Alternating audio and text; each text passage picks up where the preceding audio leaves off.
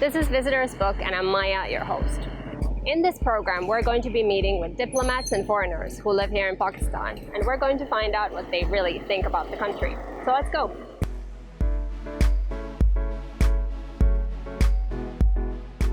So our guest today is Abu Baker Younis, Pakistan correspondent with Mayadeen TV. So let's go find him.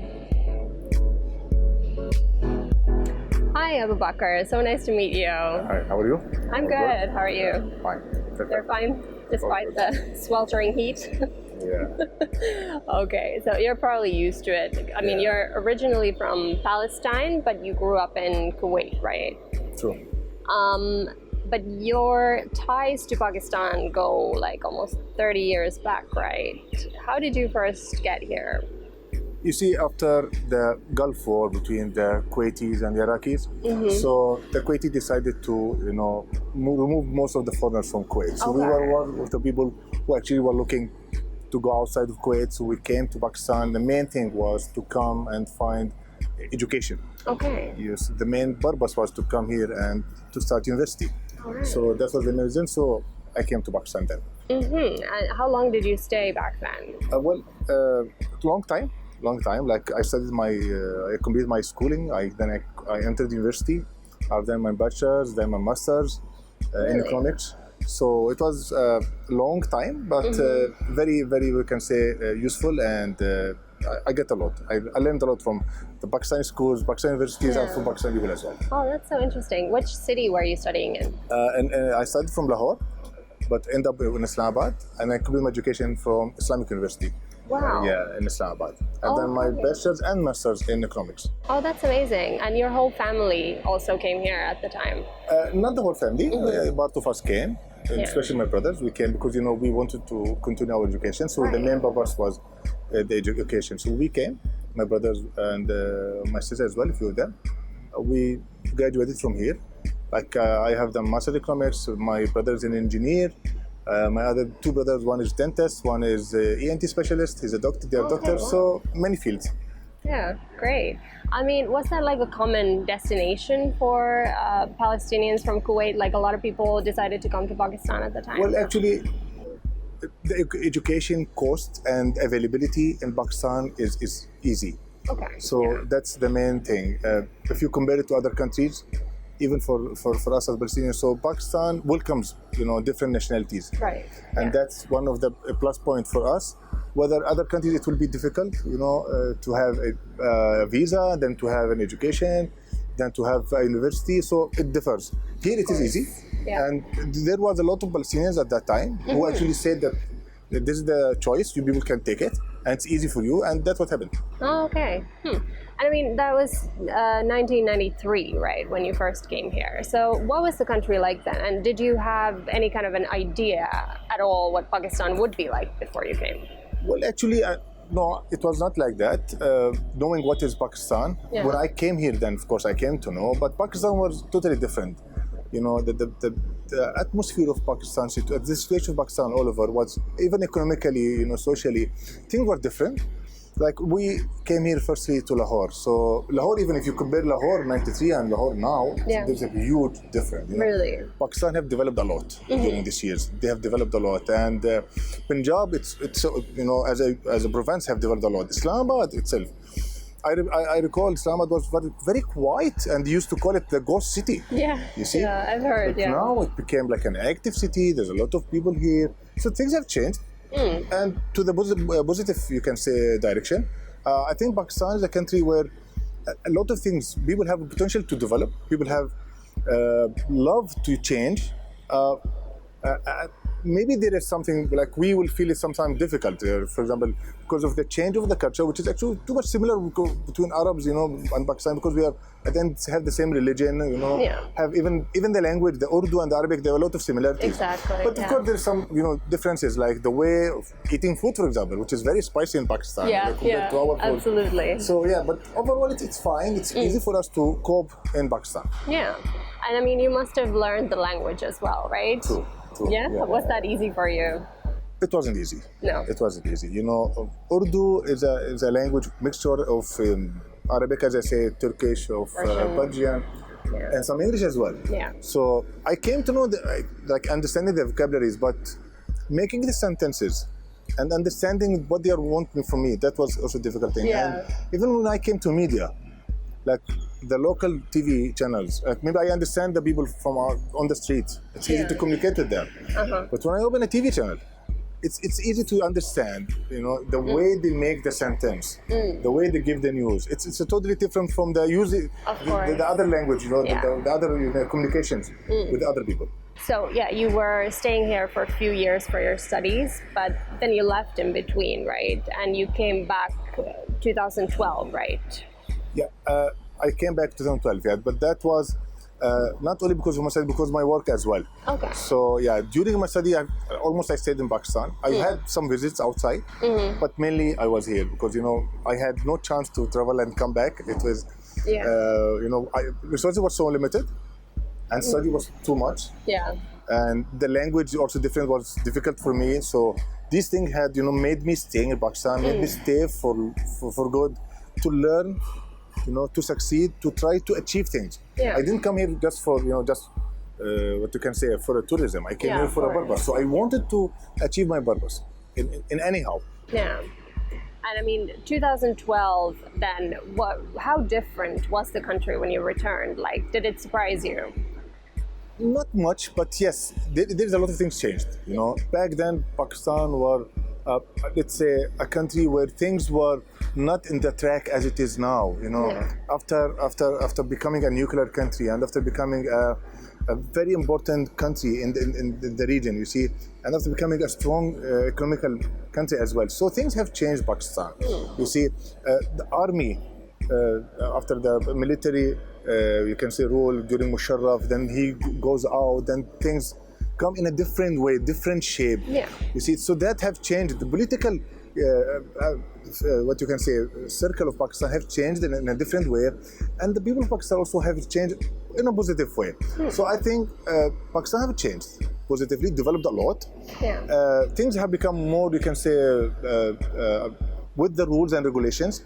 But one thing, you know, Pakistan won't change in, and that's the beauty of Pakistan, that their culture, they love it a lot. That's and true. They always, you know, they are very much in strength.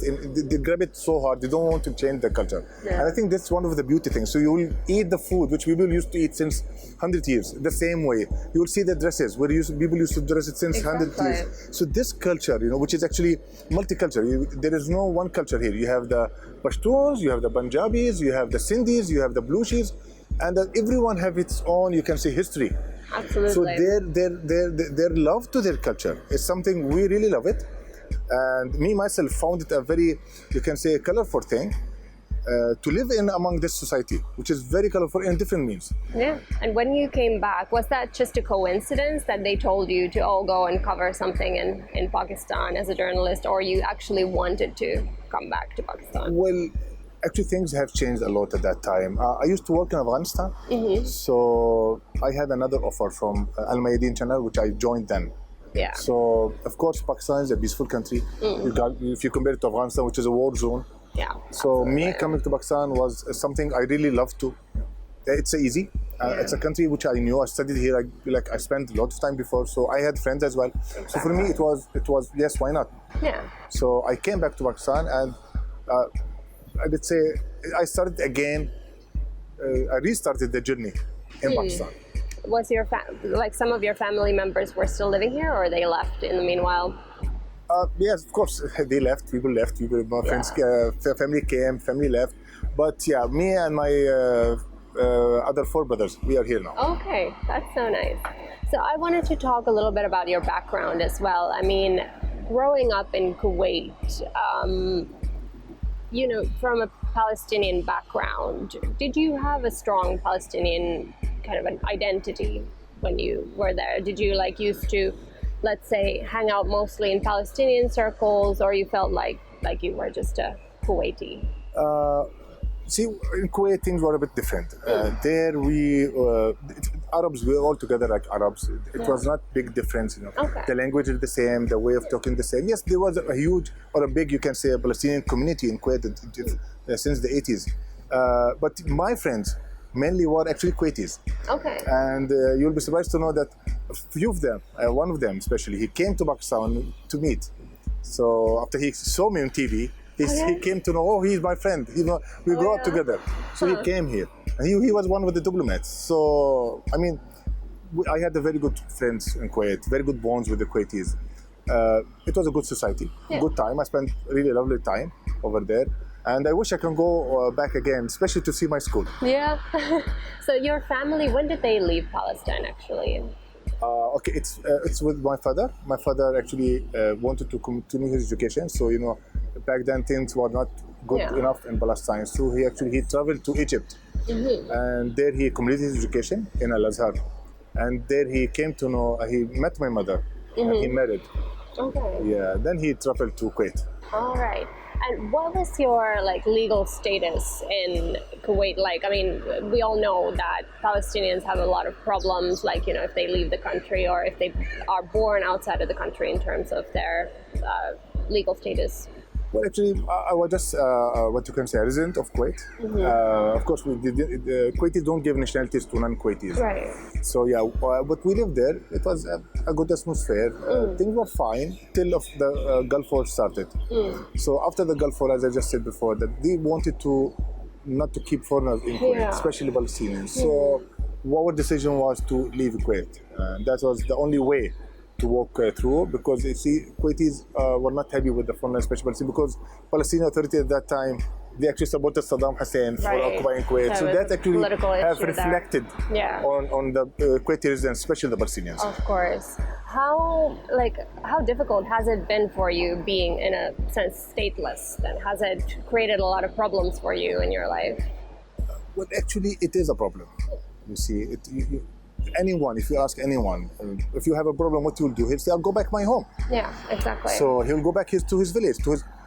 We don't have this thing, you see. So it is a difficult thing, no doubt, not to have your own country. Yeah. Even if you have a nationality of the other countries, so still, you are lacking the main thing in your life. It is your own country. It's your own identity, but you don't have it. But we believe that one day, inshallah, we will go back. We still have the belief that even if I couldn't, my kids will do. So it's something we know that at the end, Palestine, it's an occupied country. Everybody knows this.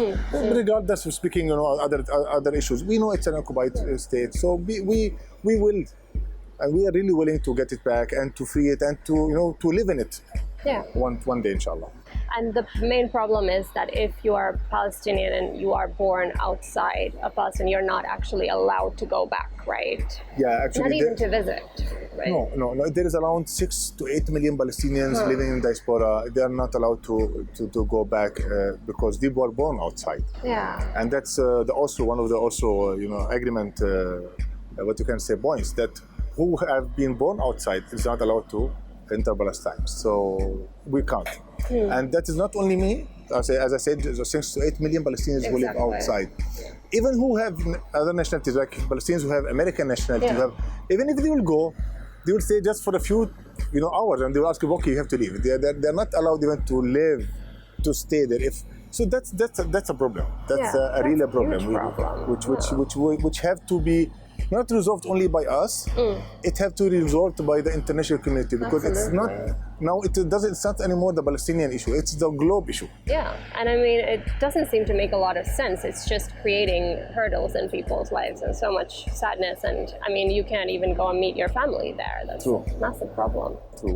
We have, of course, a family over there. We have a lot of cousins. We have our aunts. We have a lot of people over there. We never met them. We never seen them. They have not seen me as well. But now, of course, they see me through TV. So they see me through your channel as well. So that's the difference now. So how much do you follow the events in Palestine on a day-to-day basis? Do you follow the news all the time, or it's something that's a little bit there in the background maybe for you? Well, you'll be surprised to know that each one, of us, follow Palestinian news on each hour maybe. It is something we always look at. Yeah. It's part of our life. It's part of our identity. It's part of our everyday, can say talk, everyday discussion. Of course. Because it is something in our blood, you see. How much you will keep me far physically, but emotionally, mentally, it's always attached. And I think it's not only me; it's this big community of Palestinians everywhere. Yeah. They still have it. Yeah, it's in their mind, in their thought, it's in their life. So you will find not only media is concerned about what's happening in Palestine. You will see Palestinians are more concerned than the media people. Yeah. And you will see in their Facebook, you will see in their Twitter, you will see everywhere that they are looking, they are asking, they are looking, and they are following. Yeah. So it's something you can say part of our routine life. It is, and we laugh when they laugh. We feel sad when they feel sad. It is something continuously happening. Yeah. We never felt that we are away. As such, yes, physically we are away, but mentally, emotionally, we are totally attached. Yeah.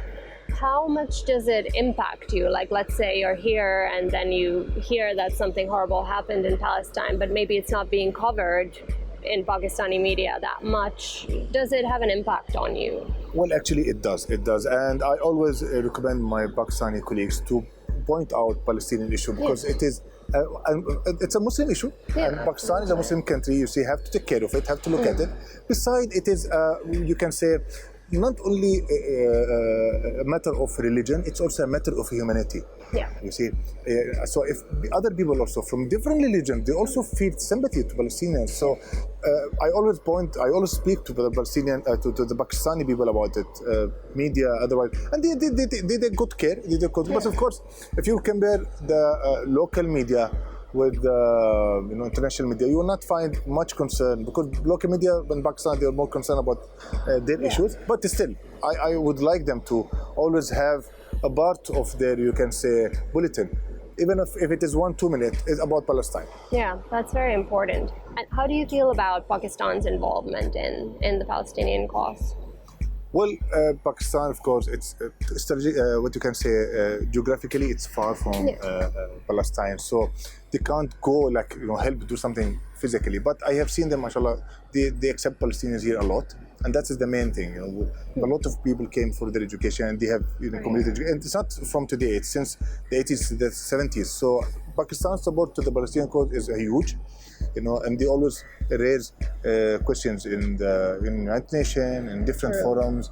The Foreign Ministry of Pakistan works a lot for Palestinians, and this is something we really appreciate. That they have built the Palestinian embassy in Islamabad. It was it was built from the Pakistani Authority as well. So yeah, there's a big support from Pakistan toward Palestinians, and there is a lot of love.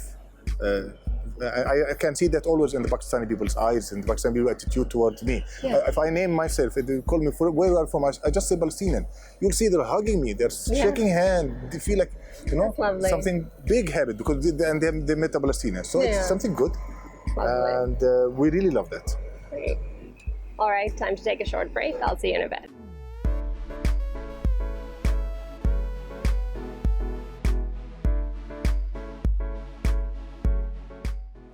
Welcome back. I'm here in conversation with Abu Baker Younis. So let's talk a little bit about your work now. How did you get into journalism? I mean, I think you were studying something quite different when you were here, and then it sort of just happened, right? Well, actually, yes, it was an accident where I used to be a student in Islamic University. I was in the last year of my study, my bachelor's. At that time, the Saudi TV wanted Arabic-speaking person in Pakistan, and they were looking for someone who can speak good Arabic. Yeah.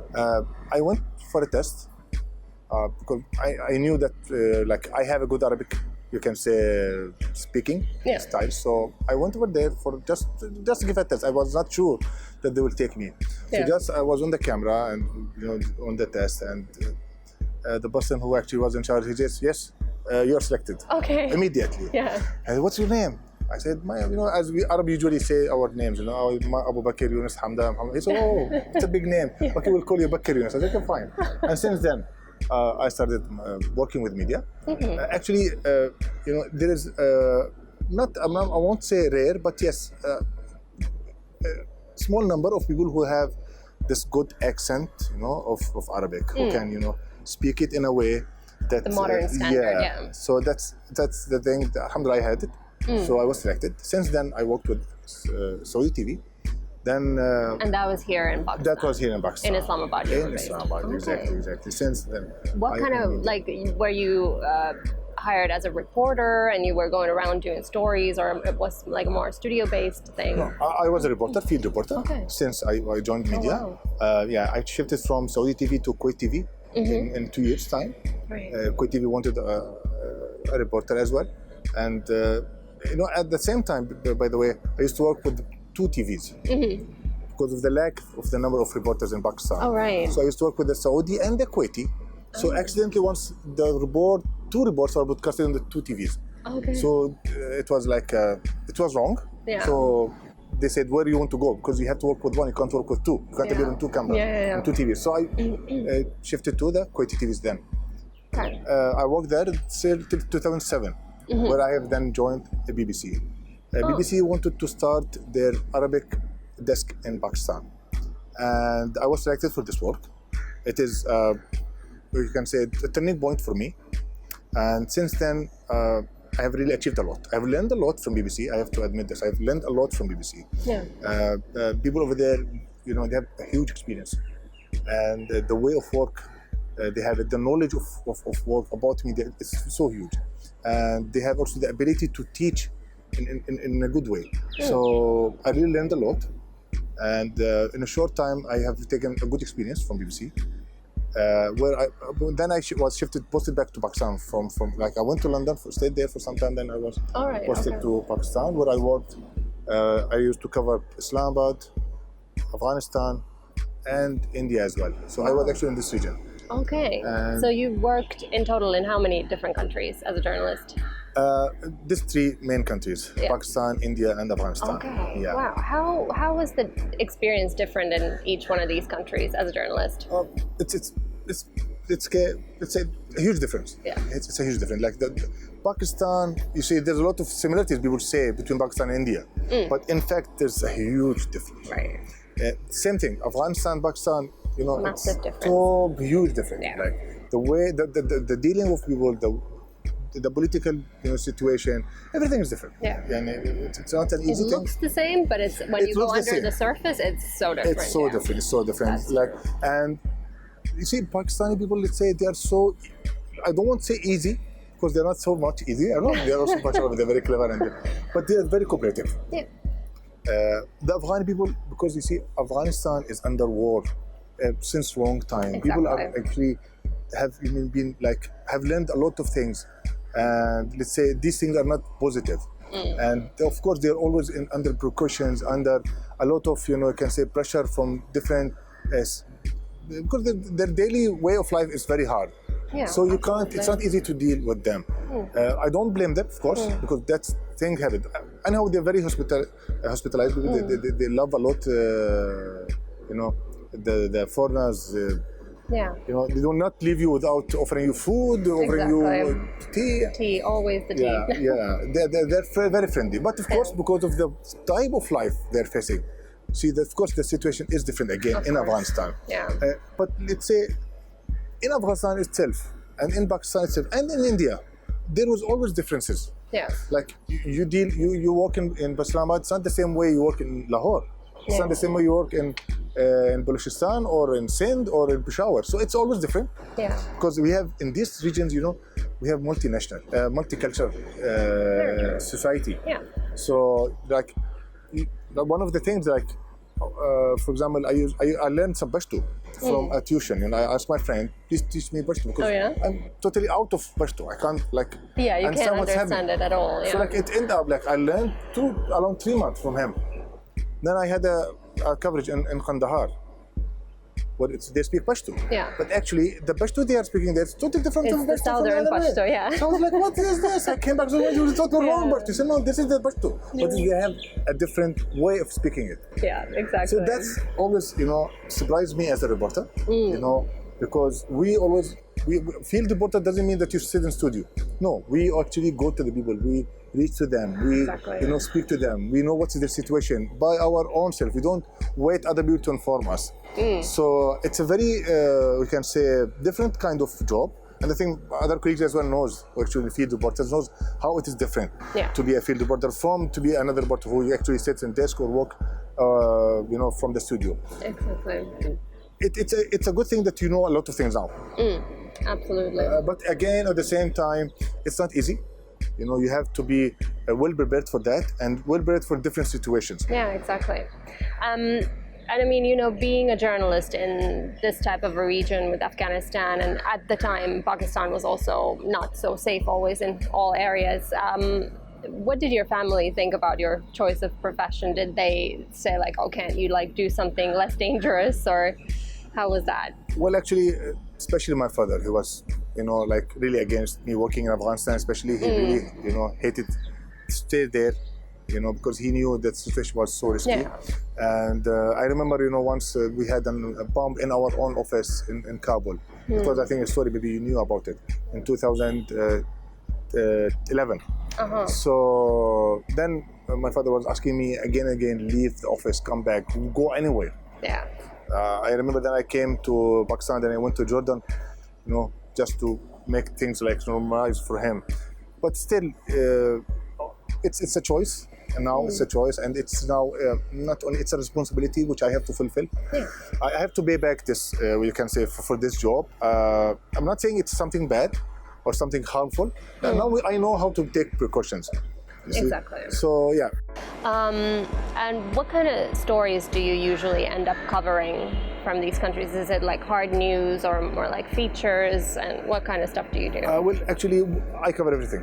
Yeah. I go for politics, sports, social life. Okay. Very diverse. Female situations, economical situation, different, you can say, new initiatives. What you can say, new industries as well. So we cover everything. Like I have covered different life fields in Pakistan, Afghanistan, right. Especially. It was always interesting to touch different subjects, especially the female things. I remember we made reports about the cyclist Samar Khan in Pakistan and Anita Karim, the boxing champion here. So these stories were very much, you can say, new for the Arab world as well. Okay. That Pakistan have such, you can say, aspect in their society. So the view is like that Pakistan is maybe a little bit more conservative. Exactly. Okay. Exactly. People think that it's a very closed society, more conservative. It's not only about this. You see, the Muslim countries, people look at it as a countries where there is no, you can say, a room for females to do things. Right. Well, actually, there is always room. Yeah. Taking care or taking what you can say in your mind, the norms of your society and the regulations of the society, and not crossing the limits, you can do a lot of things. Yeah, exactly. You see, must be some people keep saying no because of this, because of Islam, because we can't do it. It's not true. Yeah. It's not true. It's an Islamic society here, and we will do what we want, of course, under Islamic rules and regulation. And that's a big, you can say, there's a huge thing. There's a huge limit. You can do what you want, and you can do a lot of success story in Pakistan. Yeah, I mean that's kind of what I wanted to ask. Is there a lot of interest towards Pakistan in the Arab world? Like, are your stories? Do they become really popular online and stuff like that? Yeah, when I go to Jordan, for example, when I go to some Arab countries, people look at me. They knew me. Yes, I don't want to say that I'm very famous, but I am. So it's a known face. Yeah, of course, known face and known reporter as well in the Middle East. Yes, Pakistan is a very important country for the Arab countries. Okay. You see, it is the first nuclear country. So this is one of the things that make Pakistan on that. You can say under attention of any Muslim country, not only Arab countries but any Muslim country. Internationally, it's an important country. And now with the Chinese, CBAC thing, it's also become more important. Yeah. Because we know this is the biggest investment of China outside China itself. So it is in here in Pakistan. Yeah, exactly. So we are witnessing this. We are witnessing this history. It's a history actually. Yeah. History is making. History is happening now under our, you can say, our eyes, and we actually covering it. So it's an important thing.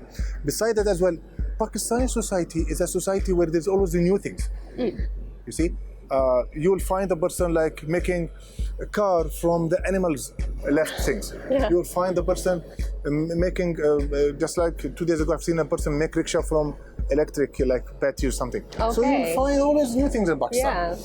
Yeah. I don't know if you have eaten, they call it mango babar. No, I have not. Anybody who's eaten mango bubble? It's a mango crispy. Okay. Crisp mango. I've just recently made a report about it. They make it here in Rawalpindi. So you will find always new things. Yeah. You see? And of course, Arab society, Arab people would always like to see it, to know it, and to learn from the Pakistani experience and Pakistan profession. Oh, that's really interesting. And what about you've worked, right now you're with, this is Mayadeen, that's a Lebanese TV channel, and you work for BBC, Al Jazeera Arabic as well. I mean, you have a lot of experience with international channels as well. Would you say there's a difference in the way that international channels cover countries like Pakistan and then maybe Arab channels? Okay. You see, Al Mayadeen, where I'm working now, it's a pan-Arab country. It's based in Beirut, but it's an international channel. You see, it's been watched all over the Arab countries. All right. And also Latin America as well, because they use Spanish and they use Arabic as languages. So it have big viewers. Yeah.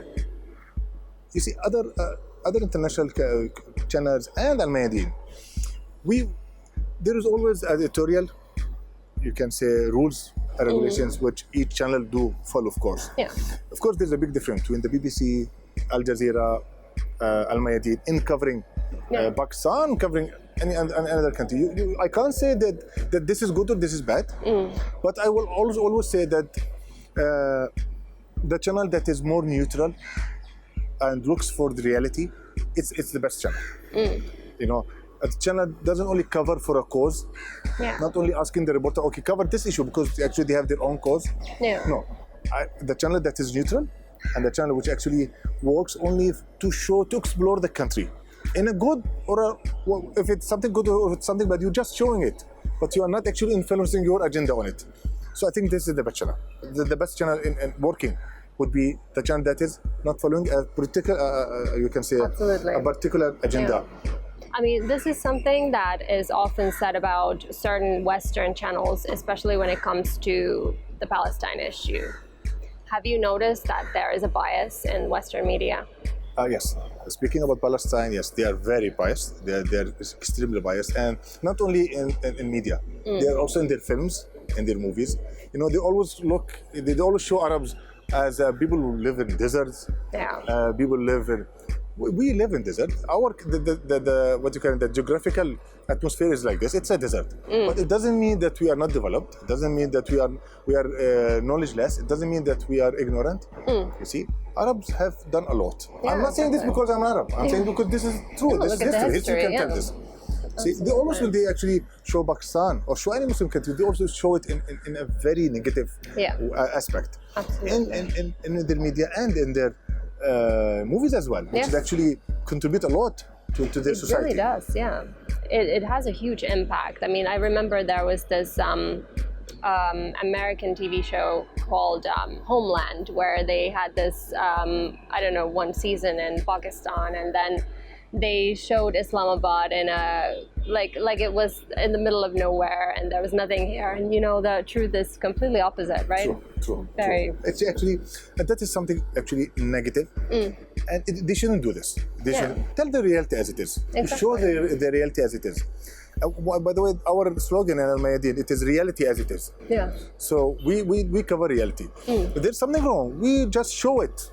Yeah. You as a viewer can decide if it is wrong or bad. Exactly. Our main slogan in our channel is Al Mayadeen. It's reality as it is. So that's what we should do as a reporter, as a TV channel. We should pick reality and just show it. Yeah. You as a viewer, you can decide whether it's good or bad. Yeah. But we decide and we show a negative aspect or a negative angle of a country. It is something shouldn't happen. They shouldn't do it. And I think if they are following their own agenda and they want to categorize people like Pakistan should be like this, Arab countries should be like this, Palestinians should be like this.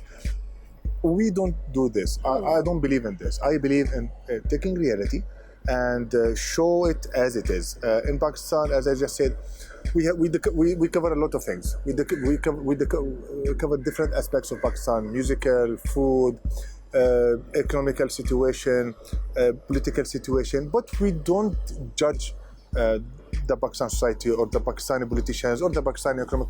People have to decide. People have to see, and you have to learn as well. If there's something bad, avoid it, do the correct thing. If there's something good, then build on it and continue with it. Yeah, no, that's really great. All right, time to take a short break. I'll see you in a bit.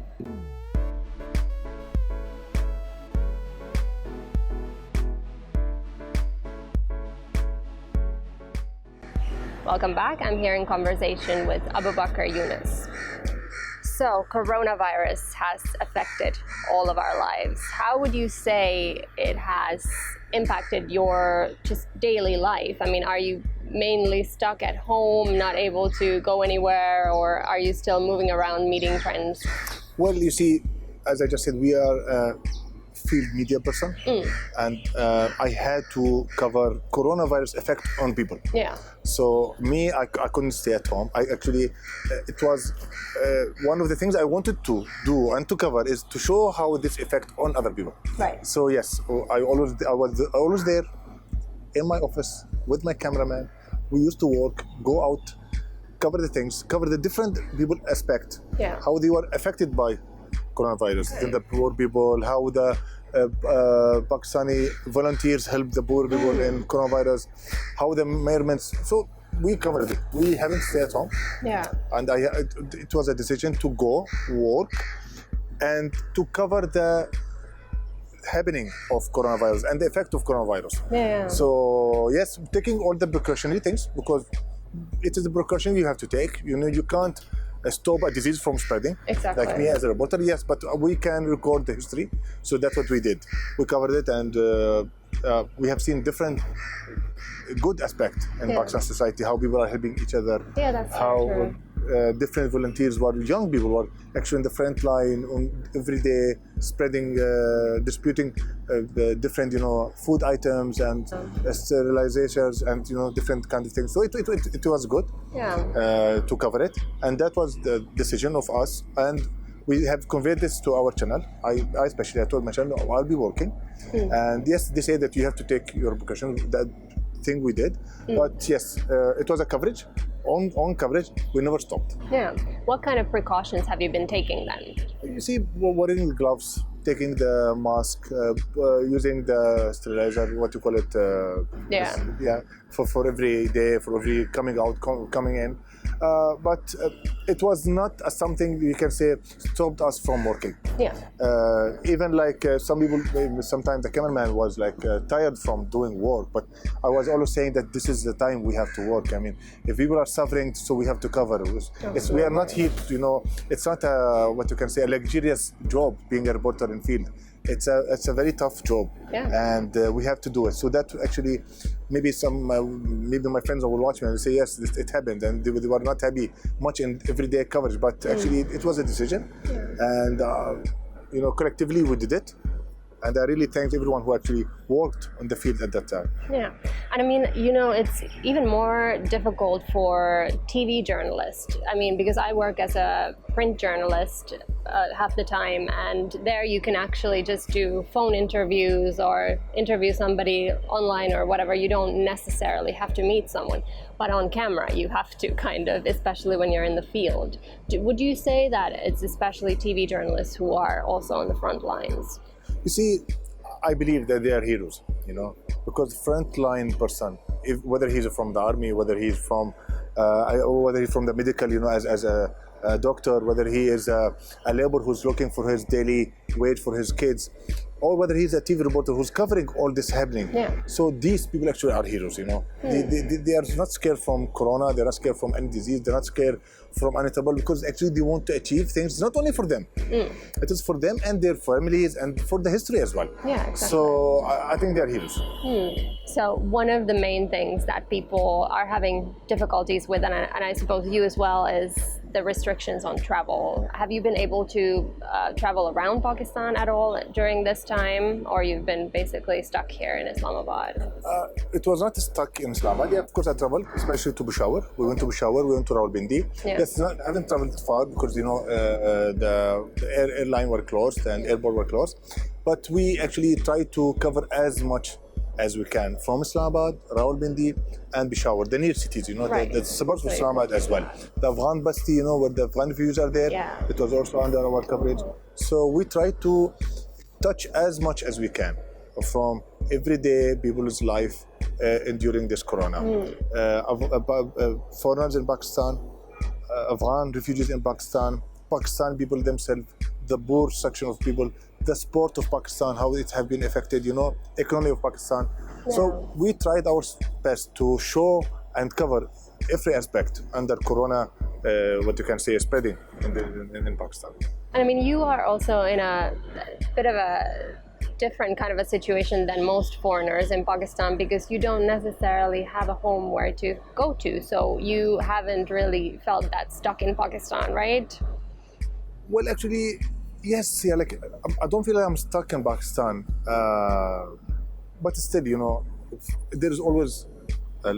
It's something you can say in everybody's blood, everybody's heart. Yeah. They always have the love to go back for his country. So yes, it is now my country. Yeah. It's my place to stay. But the hope and for the love for my own country, it's always there. Still there. It is something can't be removed, of course. And of course, the hope and the love also for Pakistan. It is something big, of course. What about your family members? Like you mentioned, many of them are here. Are there any that are like somewhere in other countries that you would like to visit soon? Yeah, they are. Of course, we know as a brother and sister, we are spread, somehow. Yeah. There's a few of us in Saudi Arabia. There is some in Egypt, some in Canada, some is here as well. Like my father also is here with me now. Oh, okay. So yes, my mother as well. Oh, so the thing wonderful. is, of course, there's always interaction between me, my family members as well. The other people who's actually still inside Palestine. Yeah. There's always an interaction. But we always will to have a collective meeting again. You see, all together. Yeah. And how did your father and mother end up here? You mentioned that they've been kind of like in and out of. Yeah, of course in and out, but of course now they're staying here with me now, my father and mother, and with my brothers as well. And I have to mention that my key success actually is my father. Oh yeah. Of course, and my mother as well. But my father actually he's a blind. He can't see. Okay. But he's a person who always had the love, passion towards books, towards knowledge. So for him, reading is something very important. So how to read, he used to ask me and my brothers to read for him. Really? So we used to read for him. I remember, like, since I was in class 4, I used to read for him newspaper and some books, which I couldn't understand at that time. Oh yeah. But he used always to correct me if I say something like grammatically wrong, or I say something, like speaking it wrong. Pronunciation wrong. So he used always to correct me. And that actually made me a good Arabic speaking reader and presenter as well. So that was the key success in my media work. Yeah, and that's like, because the Arabic that you speak at home or the regional dialects are so different from the modern standard that you speak, so that's difficult, right? Let me mention that I read with my father a lot of books related to Arabic. You can say novels and literacy. A lot of books. I can't maybe recall them now or count them now. It is his work. Since he wakes up till he sleeps, is reading books. Yeah, wow. So that was like a huge part of my day, was only reading books to my father. That also gave me the ability to write. Because if you are a good reader, then you can become a good writer. Yeah, exactly. So that made me also a good writer as well. So reading, writing, and expressing yourself is something that really came through a lot of reading for my father. And that's really interesting. Like, you've made a career from like being an Arabic speaker in Pakistan. That's so interesting. And now you mentioned that this is kind of your home now, Pakistan. What is it like? Was there something that really impressed you about the country, like the love that Pakistanis have shown you, or something that made you want to stay here that you weren't really thinking of going to some other country maybe? You see, when I watch TVs, you'll watch many successful stories. People go to US and they say, oh, I came to US, it's the place of dreams, and I've done my dreams, I've reached to my dream. I would say the same about Pakistan. I came to Pakistan as a no one. I just came for my study. and alhamdulillah, achieved a good goal on my study. I've reached 2 masters, and now in media, I also have gone very far in media. I've reached to worked in most prestigious TV channels, starting from BBC, the Saudi TV, reaching to Al Mayadeen, through Al Jazeera. So it's not like easy things to achieve, but it was being achieved here in Pakistan. So I think Pakistan is a place where there's a lot of opportunities.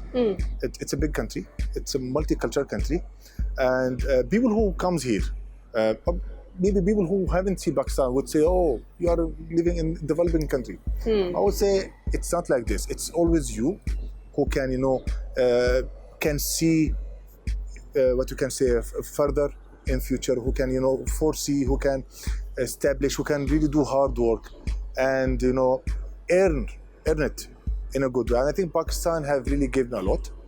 I have learned a lot of things, and really I always, I appreciate what I have taken from Pakistanis and what I have learned from them. And I think my success in Pakistan is not only because of me, it's also because of the Pakistani people and because of their love and their contribution and their cooperation as well. Okay, then it's time for our rapid fire round. Are you ready? Yeah. Okay. Shalwar kameez or Western clothes? Shalwar kameez. Yeah? Okay. Lahore or Karachi? Karachi. Interesting. Makboos or chicken biryani? Both. Ah, okay. Lokmat or gulab jamun? Lokmat al-Qadi. All right. Kabul or Islamabad? Islamabad. Right. The first thought that comes to your mind when I say northern Pakistan? Yeah. Water. Water. Okay. Truck art? Rawalpindi. Yeah. True. Kashmir? I forgot the name. They have special biscuits over there. I think maybe it's the kulcha. Yeah. Okay. Jerusalem? Yeah, Al-Aqsa Mosque. Persian Gulf? Kuwait. Al-Aqsa Mosque? My country. The best thing about Pakistan? People of Pakistan. Great. Okay, then you can write in our visitors book. Sure.